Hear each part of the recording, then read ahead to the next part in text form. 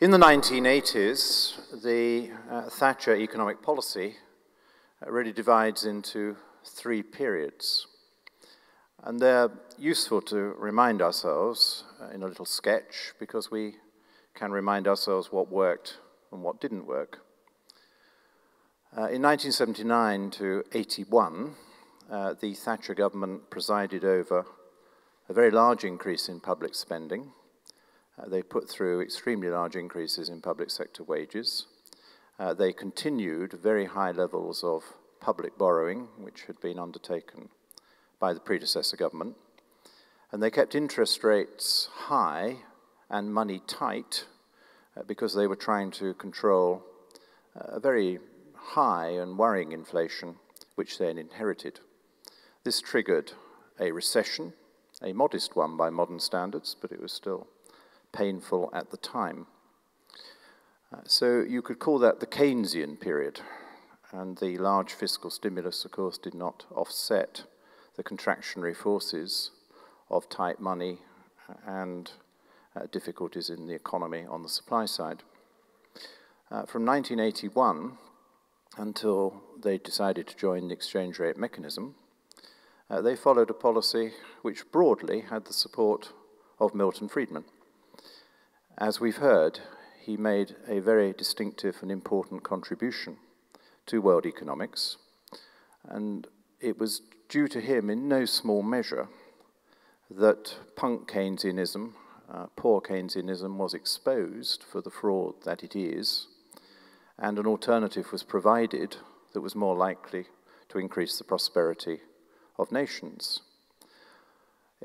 We had to fight a political battle here in the United Kingdom to establish that in polite society you could draw on the words of wisdom of Milton Friedman in conducting a successful economic policy, and you could reject some of the words of wisdom of Keynes's followers, who I think were not nearly as subtle and great thinkers as Keynes himself had been, by saying that you didn't always get growth by putting the fiscal deficit up, and you didn't always get contraction by cutting the fiscal deficit. Everybody now remembers the legendary battle of the budget of 1981. The neo-Keynesian economists, often economists who went to patch on Keynes and didn't fully understand his work, denounced the 1981 budget for daring to cut the budget deficit and to cut public spending during a period of recession. And they said that it would trigger a depression. Of course, it led directly to a very strong and long recovery in the United Kingdom economy. What we haven't explained quite as often as maybe we should is this didn't happen because we cut spending and the deficit as much as because we expanded the money supply. And the other part of the policy, well advised by Alan Walters, who knew his Friedman and agreed with a lot of Friedman, was that at the same time as cutting the budget deficit to control the excesses in the public sector and the public borrowing, which would otherwise keep interest rates too high for private sector recovery, you needed to relax monetary policy to allow the private sector to respond. And it worked extremely well. Unfortunately, the Thatcher era ended with a catastrophic policy error when the government was persuaded to drop an independent monetary policy based on targeting M3 and to go over to a proxy monetary policy from Germany through the exchange rate mechanism. This led both to boom and bust. The first consequence was money was too loose and we had a big inflation. The second consequence was then money became too tight and we had a nasty recession. And that, of course, is the origins of the Conservative troubles. And since the full consequences of that were worked through in the British economy, we haven't had a Conservative majority government again.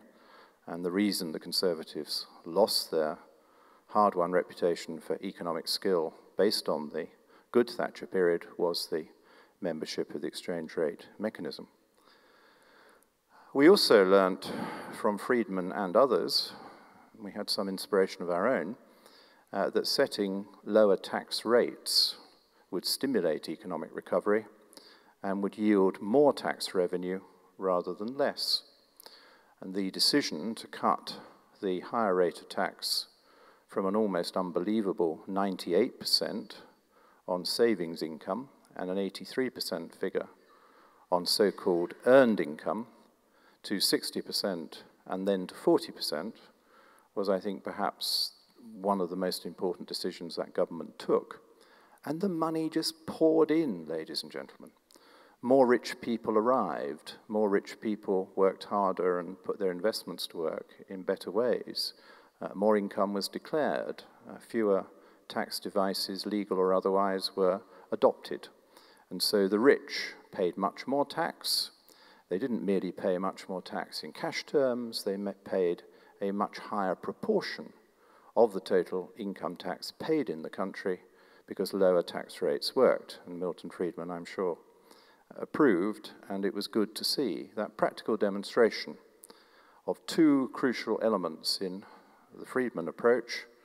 Lower taxes bring prosperity. When did you ever see a country tax itself into prosperity? And the very important point that if you tightened fiscal policy and loosened monetary policy at the same time, you could have a very important private sector-led recovery. Milton Friedman, as a great thinker, is 100 years young. I think today we need to draw again upon the wisdom of his thoughts for tackling the necessary task of turning around the United Kingdom economy.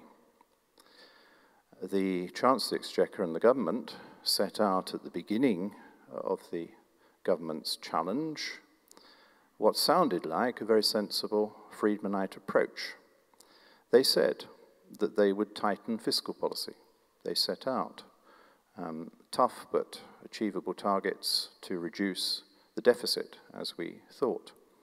And they said that they would loosen monetary policy so that they could have that private sector-led recovery.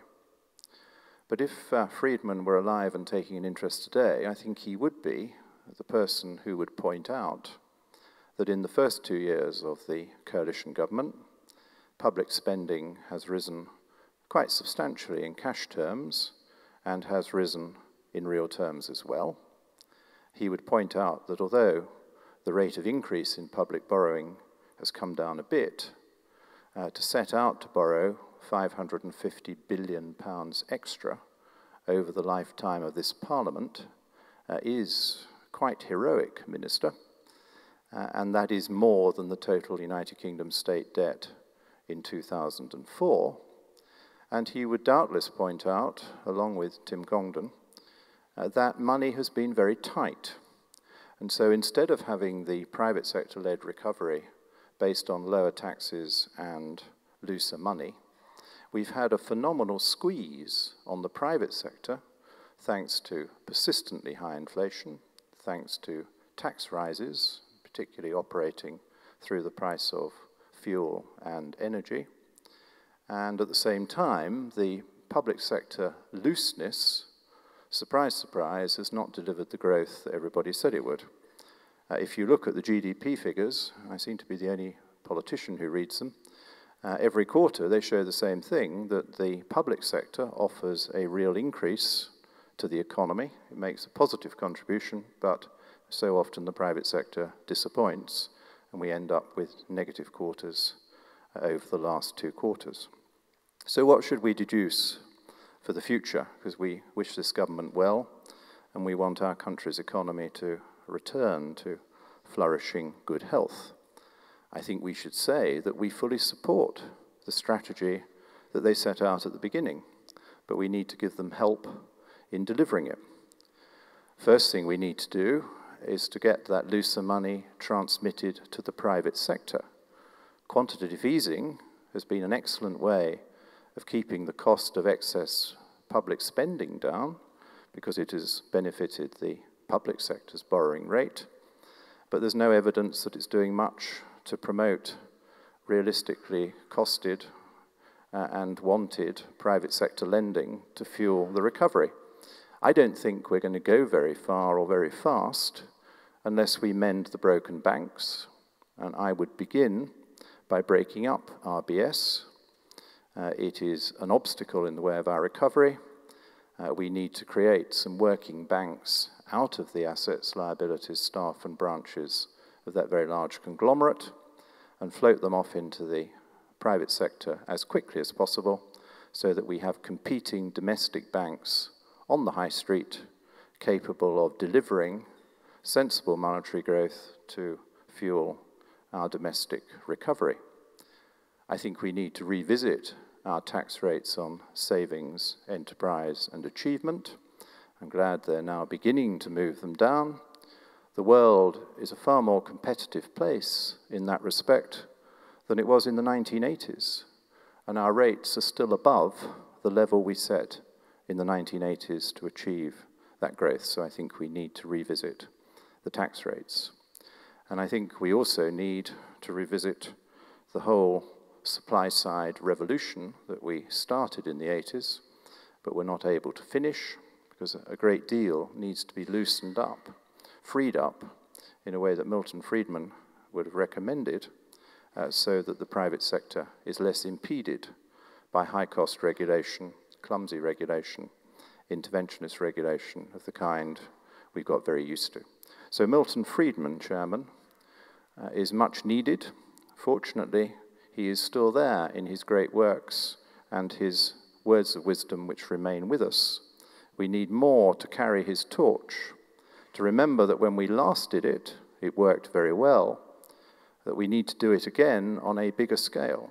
His monetary history of the United States of America has indeed protected us from a worse recession, but we have still not found the policies and the people in our central banks and in our banking parlours to solve the banking crisis and to get our banks into a position where they can help us deliver the economic recovery we desperately need.